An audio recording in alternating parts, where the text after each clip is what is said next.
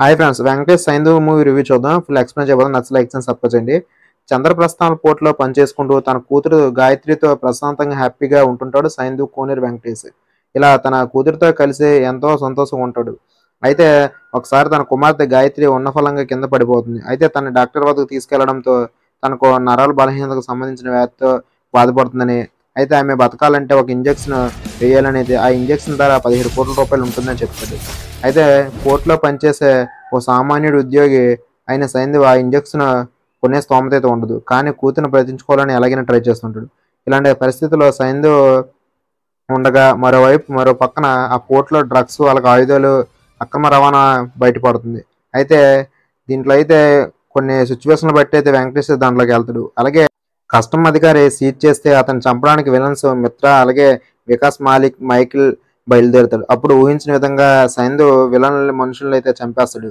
అయితే కస్టమ్ ఆఫీస్ని సహాయం చేస్తాడు. అయితే రౌడీలు పోలీసులు సహాయం చేసేటువంటి ఈ వ్యక్తి ఎవరనేసి అయితే సైకో అయితే వెతుకుతాడు. అంటే వెంకటేష్ అయితే ఈ కస్టమ్ ఆఫీస్ని చంపడానికి వచ్చింది ఎవరనేసి అదొక పాయింట్ ఆఫ్ వ్యూ ఉంటుంది.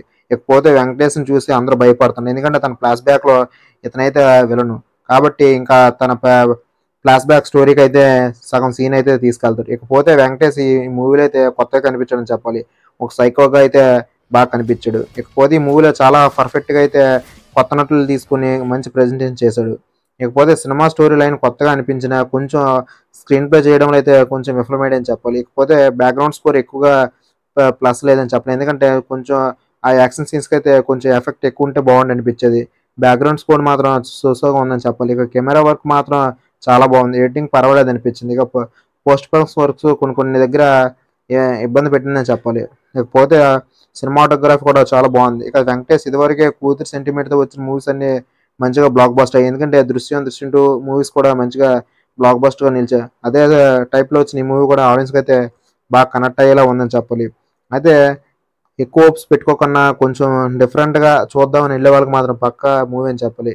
ఎందుకంటే సైంధవ్ చూస్తున్నప్పుడు కమల్ హాసన్, విక్రమ్, రజనీకాంత్, జైలర్ మూవీస్ అయితే బాగా అయితే గుర్తొస్తాయి. ఎందుకంటే కొన్ని సిమిలారిటీ మధ్య ఉండే మూవీస్ కాబట్టి ఇవి. ఎందుకంటే ఒకే పాయింట్ ఆఫ్ వ్యూలో తీసుకున్న మూవీస్ ఇవి.